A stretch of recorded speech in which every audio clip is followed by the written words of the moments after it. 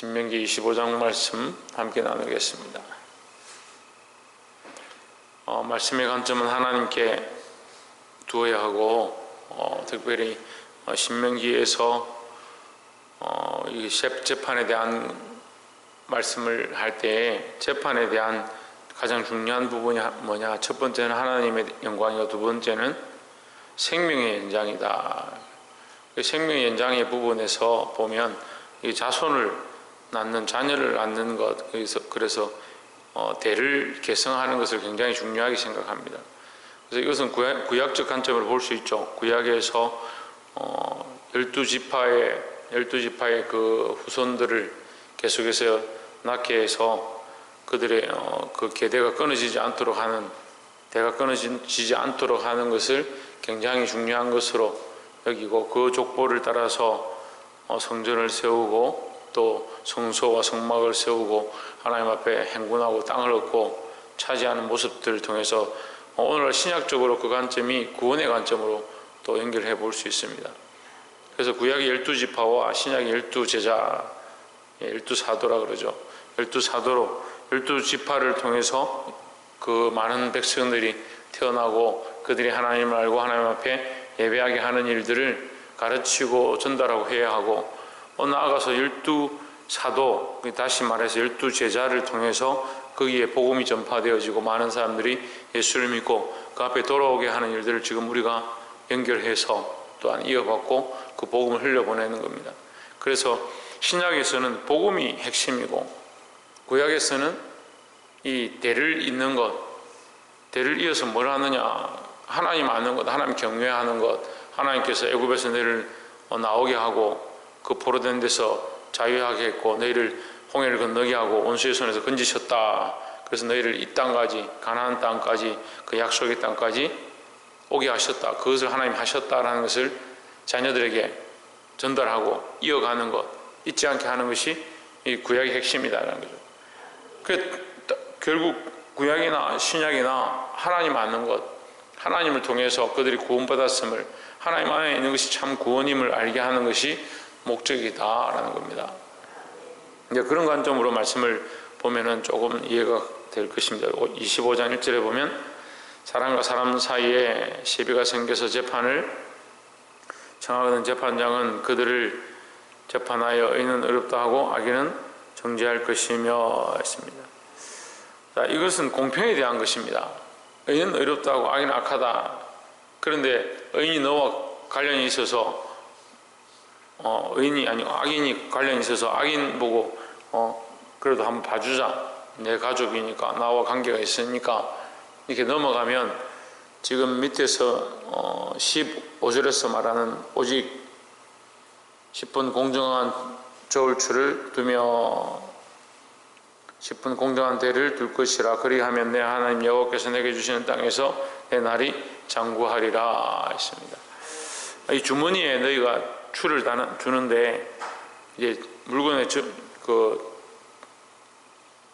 팔고 거래를 할 때, 예를 들면 고기를 달았다, 아니면 곡식을 달았다 할 때 이제 저울추를 기준으로 달아서 이것이 몇 그램이다, 얼마다, 이렇게 계산을 하겠죠. 근데 주머니에 두 가지 추를 두었다가 하는 척 했다가 바꿔치기 하고 이렇게 하는 것이 악하다라는 거죠. 어제도 신문에 보니까 이 고기 생선을 잡아서 그걸 다는데 밑에 금속 같은 걸 넣어서 이렇게 속이는 그런 모습들이 나왔는데, 이것이 하나님이 아신다. 너희가 주머니 안에 추를 바꾸는 거 누가 알겠습니까? 그냥 하나님 아신다. 하나님 앞에서 그것이 공평치 않다라는 거죠. 그래서 너희가 재판할 때도 마찬가지다. 처음에 말씀하는 것이 이 말씀 연결되는 겁니다. 재판할 때도 마찬가지다. 누구 앞에 있느냐? 하나님 앞에 있다. 그 마태복음에 보면 예면 예고, 아니면 아니다. 마태복음 5장에서 너희가 예는 예고, 아니면 아니고, 옳으면 옳은 것이고 틀리면 틀린 것이다. 그러니까 하나님 앞에 분명히 진리가 있고 옳고 그름이 있는데, 너희가 옳은 것을 예라 하지 않고 아닌 것을 아니라고 하지 않는 것은 너희 마음이 이미 치우쳐 있다라는 거죠. 그래서 틀린 것은 틀리다, 바른 것은 바르다라고 똑바로 얘기해야 되는 겁니다. 왜 치우치느냐? 이게 정이 끌리든지 너희와 상관되든지 너에게 네 기준으로 치우쳐 있기 때문에 그것이 문제가 된다는 거죠. 그래서 우리의 기준은 반드시 하나님께 있어야 하고, 하나님 보시기에 합당한 것, 하나님께서 공평하다고 하는 것, 그 공평의 저울들을 들 수 있는 저와 여러분 되시기를 주의 이름으로 축원합니다. 두 번째 나눌 말씀은 5절에 형제가 동거하는데 그중 하나가 죽고 아들이 없거든 그 죽은 자의 아내는 나가서 타인에게 시집까지 말 것이요 그 남편의 형제가 그에게로 들어가서 그를 취하여 아내를 삼아 그의 남편의 형제된 의무를 그에게 다 행할 것이요. 6절에 그 여인의 낳은 첫 아들로 그 죽은 형제 유사를 잊게 하여 그 이름을 이스라엘 중에서 끊어지지 않게 할 것이니라 했습니다. 자, 사람들은 이 하나만 보죠. 5절만 딱 보면 그 형제는 반드시 그 형님이나 동생의 아내하고 같이, 그 형님이나 동생이 죽으면 그 형수나 제수가 되겠죠. 같이 살아서 자식을 낳아야 된다, 이제 그렇게 볼 수 있는데, 이게 반드시 하지 않으면 안 되는 의무는 아닙니다. 이렇게 하기 싫어하는 사람은 신을 벗기고, 9절에 보시면 신을 벗기고 그의 신을 벗기고 침을 뱉어서 10절에 이스라엘 중에서 그의 이름을 신 벗긴 자의 집이라 할 것이다 이렇게 했습니다. 이렇게 하지 않으면 죽임을 당하거나 그렇게 하는 것은 아니지만 그만큼 중요하다. 왜? 뭐가 중요하냐? 이 계대결혼의 이제 시발점인데, 계대결혼이 뭐냐? 그 집안의 대를 잇기 위한, 그 종족을 번성케 하기 위한 목적에서 시작되는 거죠. 그래서 우리가 창세기 말씀 볼 때 다말의 의다 이렇게 하는데, 다말이 우리의 상식으로는 그렇게 어려운 게 아닙니다. 인간의 상식으로는 어려운 게 아니죠. 하지만 하나님의 관점에서 다말이 어렵다 하시는 것이지, 다말의 행위 자체를 인간의 상식으로 어렵다라고 말하기는 어렵습니다. 그래서 우리가 때로는 믿음을 위하여, 복음을 위하여 너희 집안에 내가 칼을 주리라, 아비가 자식을 내어주고 자식이 아비를 죽는데 내어주는 그런 일을 겪을 때, 우리 인간의 상식으로 볼 때는 그게 어렵지가 않죠. 그래서 우리가 상식적으로 알고 있어야 됩니다. 예수 믿는 거, 복음을 따라서 우리가 죽고자 하는 거, 복음을 위하여 내가 가진 것들을 버리고 또는 내게 주어진 수많은 삶의 이익들을 버리는 거 상식적으로 옳지 않습니다. 상식적으로 옳지 않다는 제가 말씀드리는 거예요. 근데 우리가 어디 편에 서느냐? 진리 편에 서는 겁니다. 진리 편에 섰기 때문에 이것이 옳은 것이지, 상식으로 봐서 옳은 신앙생활을 하는 게 아니에요. 근데 자꾸 교회의 상식을 끌고 오는 거예요. 상식을. 세상의 방식을 끌고, 세상의 상식을 끌고 와서 이게 옳다 저게 옳다. 지금도 이제 제가 친구들을 만나면, 제 친구들은 이제 임원들이 많죠. 그 직장에 지금 임원들을 하고 있어서 저를 도와주는 분들도 있고, 또 돕겠다 하는 분들도 있고, 심지어는 어떤 분들은 평생 걱정하지 마라 그런 분들 말이라도 저는 고맙더라고요. 근데 그 자리를 저는 하나님 앞에 제가 서원한 것 때문에 버리고 왔습니다. 저도 알고 있습니다. 그것이 상식에 어긋나는 줄 알고 있습니다. 최근에도 이제 장례식에 가니까 저에게 어떻게 그렇게 상식적이지 않은 일들을 했느냐, 이해가 안 된다, 어떻게 그럴 수 있느냐. 하나님 앞에서 하는 거죠. 내가 하나님 앞에 서원했고 하나님께서 제게 서원할 마음을 주셨고, 그 믿음을 따라서 하나님의 약속한 것들을 지키기 위해서 20년이 지나고 나서 내가 그것을 선택했고, 그것을 위해서 수년 동안 공부하고 하나님 앞에 약속한 것을 이루었습니다. 왜 하느냐? 하나님 앞에서 했기 때문에요. 상식을 따라가는 게 아니죠. 이 자체가 그 형수를 자기 아내로 맞아야 되고 자기 제수를 자기 아내로 맞아야 되는 그런 상황들이 그렇게 썩 좋은 상황이 아닌 줄은 이 성경에서 표현되어지는 말로 봤을 때 알 수 있습니다. 그러니까 싫어할 수도 있다는 거죠. 그래서 하지 않겠다라고 하고 민망함을 당해도 나는 그거 싫다라고 할 사람도 있다. 상식적으로는 그럴 수 있지만 더 중요한 것은 뭐냐? 그 집안의 대를 잇고 생명의 그 계대를 통해서 생명의 계보를 이어가는 것이 더 중요하다고 말씀을 하는 거죠. 오늘날도 마찬가지입니다. 우리가 복음의 대를 이어가는 것, 하나님 나라의 복음의 그 사실들을 우리가 자녀들에게 흘려보내고 생명을 살리고 진리를 끊지 않는 것이 더 중요하지, 세상의 상식들로 할 것 같으면 우리가 나와서 이렇게 할 이유가 없는 거예요. 근데 예수 믿고 구원받은 백성들이 자꾸 상식을 끌고 오는 겁니다. 1만 달란트 빚진 자가 그 하나님 앞에 우리가 1만 달란트 빚쳐서 우리의 방식과 우리의 상식과 우리의 원리로는 갚을 수 없는데도 자꾸 복음보다 진리보다 사람들 앞에서 하는 것, 사람들이 인정해 주는 것, 그게 더 중요하다, 사회적인 어떤 입장이 중요하다, 천만의 말씀이에요. 물론 나라가 있어야 되죠. 나라가 있어야 교회가 있고 나라가 있어야 국민이 있는 건 맞죠. 그게 상식이고. 그래서 저도 전에 북한과 우리나라의 상황이 좋지 않았을 때 청년들하고 같이 그런 얘기를 했어요. 우리가 전쟁이 나면 지금이라도 당장 올라가자. 나는 가겠다.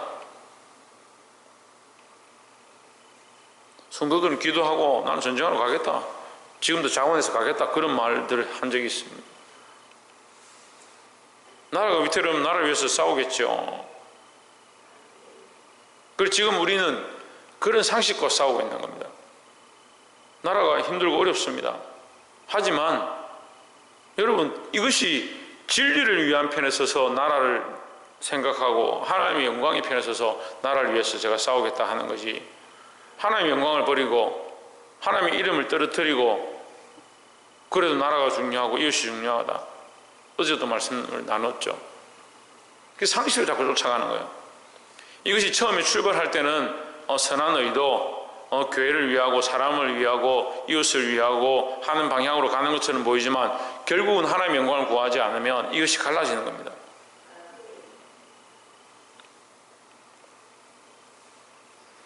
(17절에) 너희가 애굽에서 나오는 길에 아말렉이 너에게 행한 일을 기억하라. 뭘 기억하라 하냐면 18절에 곧 그들이 하나님을 두려워하지 아니하고 너를 길에서 따라와서 약한 자들을 뒤에 쳤다. 누구를 두려워하지 않느냐? 하나님을 두려워하지 아니하고 했습니다. 이스라엘 백성은 아말렉을 원수로 생각합니다. 왜냐하면 자기 동족을 쳤기 때문에 아말렉을 원수로 생각하는 거죠. 하지만 하나님의 관점은 뭐냐? 그들이 하나님을 두려워하지 않았다라는 거죠. 여러분, 비슷한 시각을 가지고 있고 비슷한 목적들로 같이 싸우고 일하고 있습니다. 근데 우리는 놓치지 말아야 될 관점이 뭐냐? 하나님을 두려워하고 하나님을 신뢰하는 거예요. 이스라엘의 이 이후에 가면 많은 왕들이 세워집니다. 무슨 차이가 있느냐? 어떤 왕은 하나님 앞에 어렵다 하고, 어떤 왕들은 악하다 하고, 어떤 왕들은 그 조상의 묘실에 가장 좋은 자리에 백성들이 인정해줘 그를 위하여 애곡하는 자리에 들어가고, 어떤 이는 그냥 길에 버림을 당하고 개밥이 되고, 심지어는 그가 그 병기에서 죽었는데 그 피가 흘러서 그 피를 개들이 핥는 그런 저주를 당합니다. 무슨 차이입니까? 똑같이 다 왕인데요. 똑같이 백성들이 부러워하는 그냥 왕인데, 똑같은 왕인데, 왕의 위치에 섰는데, 어떻게 보면 왕의 위치라는 것은 세상에서 인정할 만큼 세상의 논리와 이론으로 가장 상식적인 좋은 자리이지 않습니까? 무슨 차이입니까? 하나님을 두려워하느냐 두려워하지 않느냐, 그 차이죠. 우리가 똑같이 믿음 생활하고 똑같은 직을 맡고 똑같이 사람들 앞에 박수를 받는다 하더라도 하나님을 두려워하느냐, 하나님의 관점과 시각을 가지고 있느냐, 아니면 세상의 시각을 가지고 있느냐.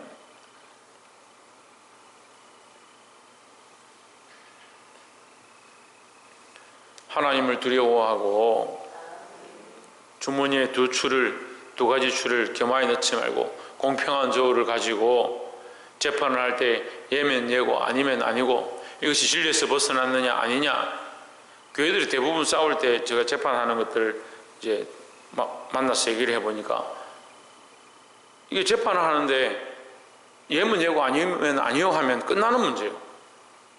근데 애매하거든요. 애매하고 또 나하고 친한 사람이고 내가 아는 사람이고 이렇게 하면 이 증인들이 더 늘어나고 얘기가 더 복잡해지고, 그렇지만 나는 이 사람 편을 들겠다, 그렇게 되는 거죠. 다 그렇다 하더라도 우리는 누구를 두려워해야 되냐? 하나님을 두려워해야 되고, 특별히 복음이 끊어지지 않도록, 진리가 끊어지지 않도록, 교회가 진리가 끊어지지 않도록 분쟁이나 다툼이 일어나면 진리를 세우는 편에, 하나님의 영광을 세우는 편에 하나님을 두려워하는 자리에 서야 된다라는 겁니다. 말씀을 맺겠습니다.